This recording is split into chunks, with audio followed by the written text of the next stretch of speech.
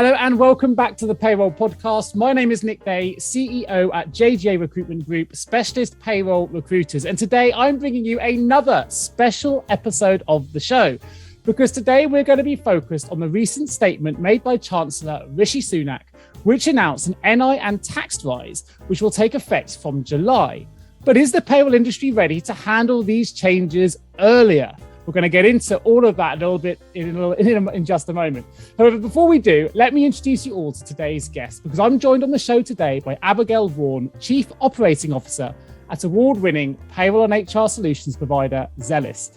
Now, Abigail is an experienced board executive, 18 years experience delivering large-scale payroll and HR transformations. She's a skilled strategic and customer and commercially focused leader who is currently responsible for leading Zellis operations across the UK, Ireland, and India to support over 5 million colleagues every month with HR and payroll services. So, Abigail, welcome to the show. How are you feeling today? Very well. Thank you, Nick. Thank you for inviting me onto your podcast. No, absolute pleasure. Timing is everything in this game, as they say. I think it's an absolutely relevant subject to bring in for a special episode. So for those not familiar with the recent announcements, and perhaps you're listening to this for the first time as well, the Chancellor's recent spring statement announced that billions of pounds are going to be put back into the pockets of hardworking people with his unveiling of a new tax plan, which will ease the rising cost of living and deliver the biggest cut to personal taxes in a quarter of a century. However, although these tax cuts will benefit nearly 30 million UK workers through rising national insurance thresholds, which will see the typical employee save over £330 in a year, these changes are not going to impact the typical employee until July. However, Zellis believe the payroll industry is ready to implement these changes now. And you may have even read John Petter's recent letter published in the Financial Times that urged the Chancellor to act now. If you didn't, don't worry, I will put a link in the show notes. And more importantly, I'm going to be asking all of these prevalent questions direct to Abigail today on the show for all of her thoughts on the statement as well. But before we get into the nitty-gritty, I'm going to start with the first question I ask all my guests, which is this. Abigail, what does the word payroll mean to you? Important or critical. There was a reason that I joined this industry just under 3 years ago now. And that was really the higher purpose that I think this industry serves, which is, paying people and helping them feel appreciated for the work they do is really critical to people's quality of life and standard of living. And it's really important we get it right. So really important. Yeah, I couldn't agree more. And of course, at Zellis, you're seeing that at scale as well. So you can really see the impact that payroll has on everyday working lives, which is phenomenal. So if we bring it back to the spring statement then, what do you think the payroll industry was expecting in advance of the spring statement? Well, there's always some surprises in a budget. So Sure. You have to be prepared for the unexpected. I think what we thought was unlikely was that the social care levy would be abolished. There'd been some talk about that, particularly in the context of the cost of living increases. But I think both Boris Johnson and Rishi Sunak had done a joint letter in one of the nationals saying, it's really important we make this change. So whilst controversial and whilst the timing might not be right, we thought it was probably unlikely that having won the case to introduce a new levy for social care, that would go away. However, it was clear they couldn't really do nothing, because we clearly are in unprecedented times. And when you look at, energy bills going up 54% next month, when you look at fuel prices higher than they've ever been, when you look at even the cost of stamps going up 10 pence, everywhere you look, your broadband providers putting up 9-10% increases. We are absolutely coming to a cost of living crunch, and to introduce an additional tax at that time is clearly going to have a hugely detrimental effect for many people, particularly low earners. So we thought that there was likely to be some adaptation to the proposed tax changes, whether that be thresholds or the values. And so that wasn't entirely a surprise. I think whilst we always want as much notice as possible in the industry, I think we were particularly surprised that we're waiting until July for this to take effect, because putting aside the challenges that we as an industry may have in making change at this pace, for the individual who is facing all of this this pressure on their household income, to have to increase taxes for 3 months to then get relief doesn't make a lot of sense for them, and this could make a big difference. So what we were surprised about is that it wasn't being put through as a change to start the new financial year on April the 6th. Yeah, and that certainly makes sense. Do you think that maybe you've used the word surprise? I mean, another word I might use would be frustration, in the sense that obviously these things take time to go through a full parliamentary process. So maybe that's why, from my perspective, maybe they've done it from July because they now need time to put it through a parliamentary process for all those things to work through. But if that's the case, would there not, I'm assuming from a brand like Zellis as well, there must have been some frustration if they knew this was going to come, but they didn't announce this earlier so that you could have been ready for April. And do you think that's perhaps one of the reasons why they've used July as that kind of kickoff date? I mean, I can't, it's very hard to speculate on what may have motivated the timing. I think that whilst we would love more advance notice, the reality is that the world has changed a lot in the last 3 months. Yeah, it has. Nobody predicted inflation at 8% and continuing to sustain.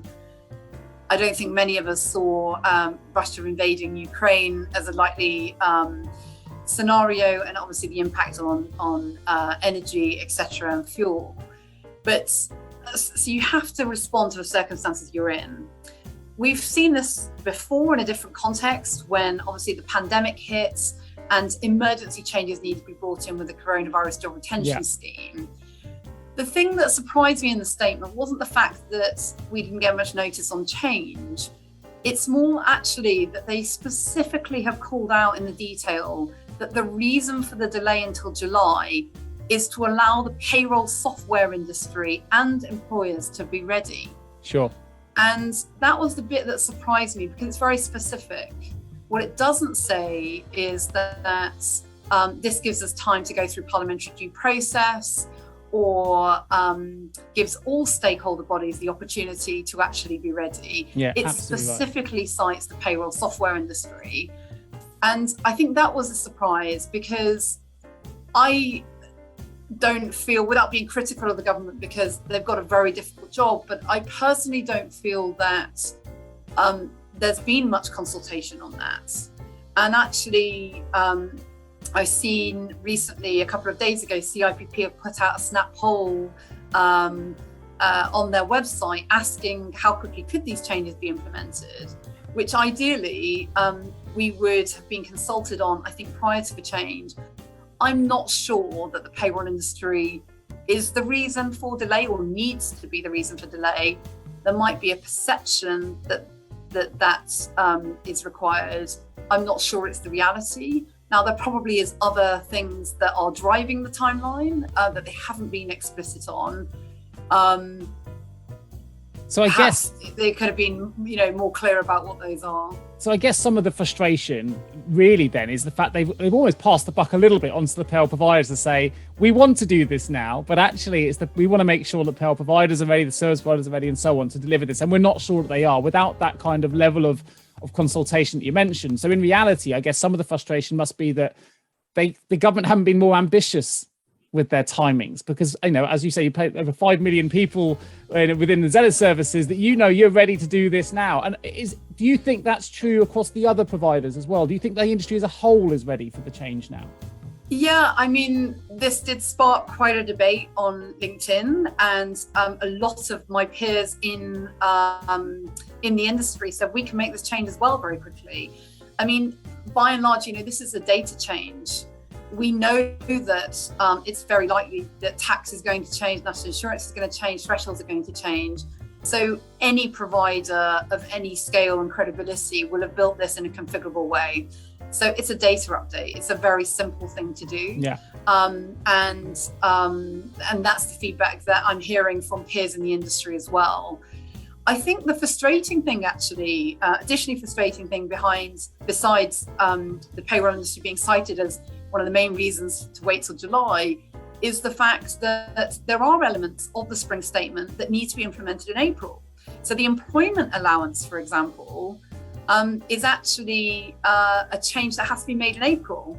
And from a Zellis perspective, and this will be true of, again, other people in the industry, the employment allowance is in our software, it's embedded and automated.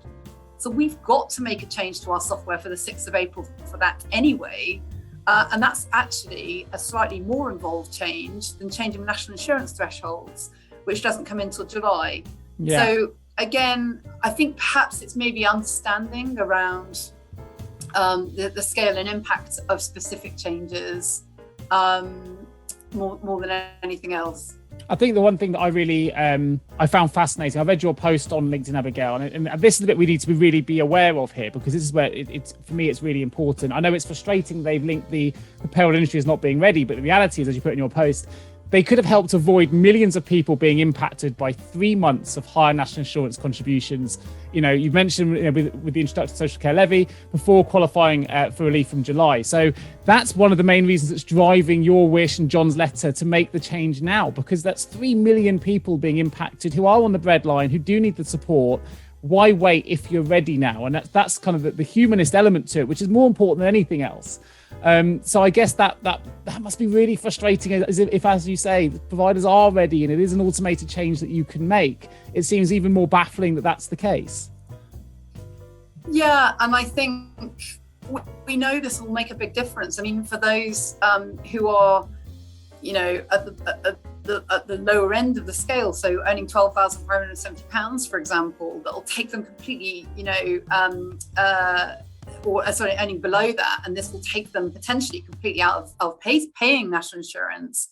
You know, that will save them, you know, just under £90 in the next 3 months. Yeah. £90 when your income to your household is less than £12,000 is a lot of money. I mean, it's a lot of money for anybody, but that will help contribute to fuel bills. It will avoid somebody needing to make a choice between, do I feed my children this evening or do I pay my energy bill? That's the reality of the crisis we're in. I know there is large-scale understanding of that. That's why the government's acting, and I think the changes are to be commended, to be really clear. I guess we know we can make a difference earlier, and I think the next 3 months are going to be incredibly difficult for many, many people. And if we can act earlier, ideally we would. Yeah, no, I agree. Well, if I'm a payroll manager listening to this now, payroll professional, and maybe I'm a user of the Zellis software or I use another product, maybe we're not that familiar with how complex it is to make changes to software that you know, support or allow for these legislation changes. So from your perspective, from provider side, how complex is it? How difficult is it to make changes to your software when legislation changes? Yeah, I mean, the answer to this is probably going to feel quite frustrating, because the reality is it does depend. It depends on the nature of the change that's being communicated. Yeah. If you go back to the kind of coronavirus job retention scheme, that was a much more complex change. It was doing things and involving a construct that had never been done before. But changing a national insurance threshold, as I mentioned earlier, it's a data field. It's just updating the field. That can be managed, as I say, in most software providers by either just sending out a new data file for consumption, or effectively configuring it in the software and doing a patch to the release. So, you know, this is definitely on the lower end of complexity. But some changes are much more significant. And actually, what often causes the delay is when new legislation is announced and there is clarity to be got around exactly what is intended, where the edge cases aren't maybe properly documented or haven't been thought about. And we then need to work with HMRC and others in order to just clarify exactly what's intended by the legislation. Sure. And so that is, obviously a much more significant change, but that is not this category here. So an example of a very, very complex change, probably the most complex from the last few years that I can think of is, average holiday pay. We took years to get ready for average holiday pay. I thought you were going to mention the dreaded word of furlough then, but holiday pay. Furlough was complicated because of short notice of having to implement it, and it was different to what we'd done before. Average holiday pay is a particularly complex piece of functionality. I think most people in the industry would say that. Yeah.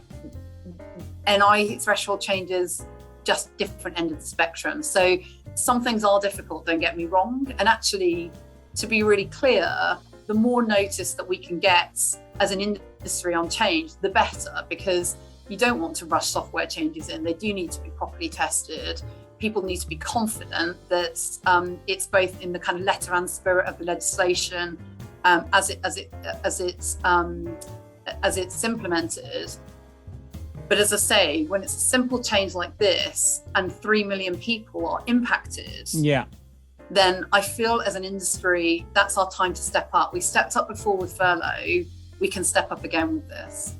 So let's drill down a little bit then on that statement piece again. We know we've put the ball in the court of the payroll providers to make sure you're ready. You've got 3 months now lead-in time for this particular change. We think we're ready to do this now. How much notice do you usually get? Like, is 3 months a kind of a standard time frame that they usually give you and they're sticking to that? Or is this, again, because you mentioned the employment allowances earlier, that's effective from April. I don't know. Yeah, it depends. Sometimes not very much notice. Normally, it's around 6 months. And for larger changes, like things like auto-enrollment and things like that, it can be a lot longer. For tax and national insurance, you expect to do it on relatively short notice.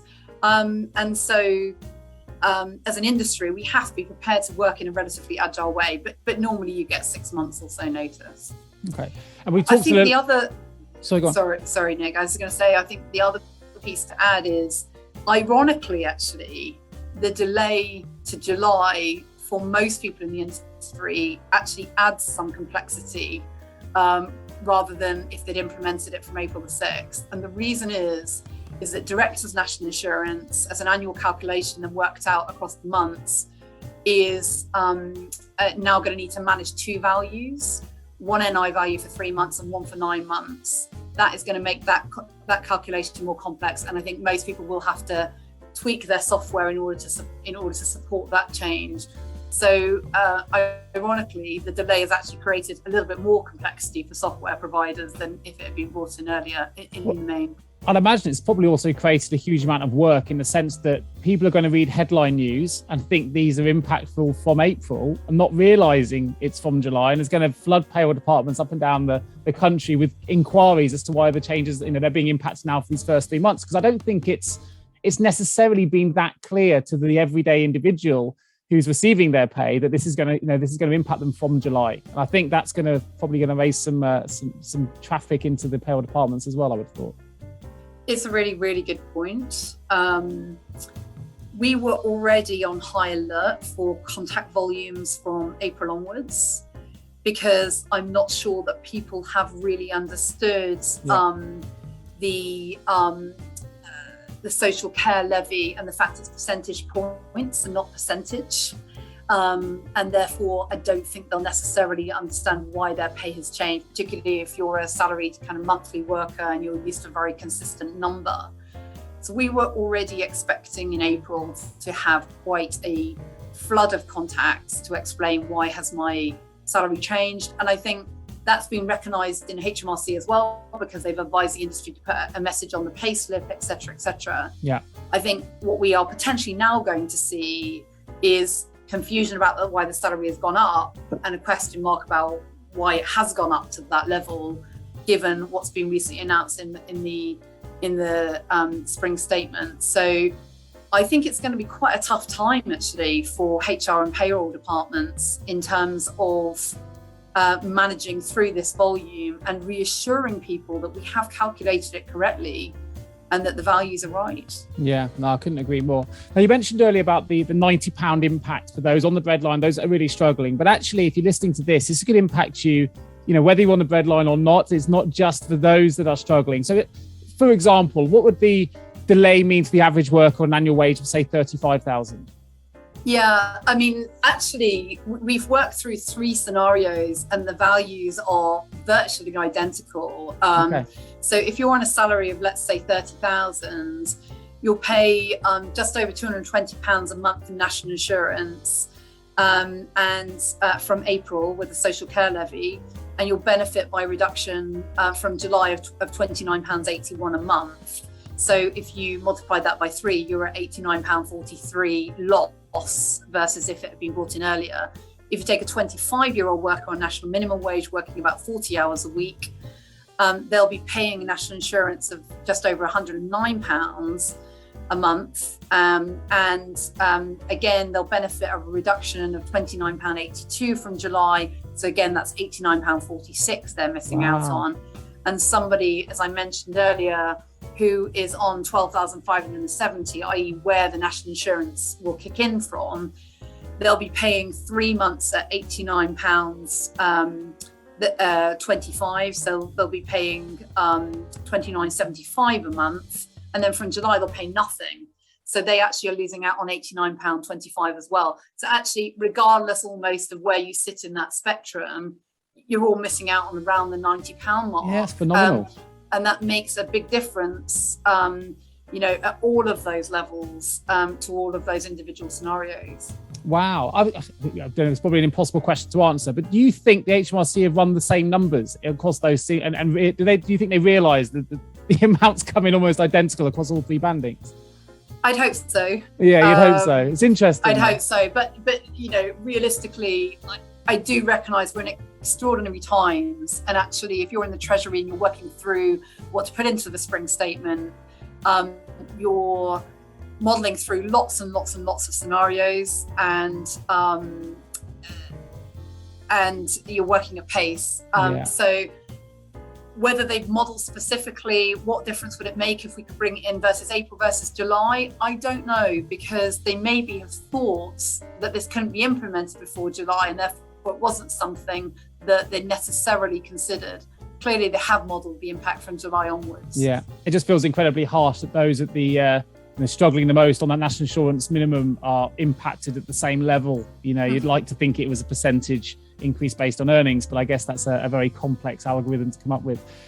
If we bring this back to the furlough piece, you talked a little bit about how Payroll managed to adjust phenomenally at pace to the changes that the COVID legislation brought in terms of furlough calculations and so on. How does this compare to the changes that payroll teams would have had to have made during COVID for furlough rules for this? I'm just thinking back to, again, making sure that payroll businesses have enough time to make these changes. So what's the comparison like? I think when we think back to the kind of March, April 2020 period, I don't think many of us would want to go back there, right? No, I'd agree. It was extremely stressful for many reasons, but particularly if you're in the payroll industry, you wanted to make a difference and help save people's jobs. And no doubt as an industry, we stepped up really well and we did save millions of jobs. And I think we should be really proud of that. But we had very, very little notice to implement very, very complex change here. And understandably, it couldn't have been any different. And it was compounded by what I mentioned earlier, which is lack of clarity around the intent or how to calculate some elements of the change. Specifically, if I walk through what we had to do in Zellis for coronavirus job retention, and we also had the Irish Wage Subsidy Scheme in Ireland as well, we had to build a new module to effectively introduce a date affected by for furlough, so to cover both start and end, basically, to help calculate what period was the employee on furlough versus what periods are they in normal work, basically. Because that underpins both the value that the employee often got, depending on whether the employer topped up, but it also underpinned the claim process to HMRC. And we also needed a mechanism to flag the pay elements that were then to be used in the calculation, and not all pay elements were relevant for calculation for furlough.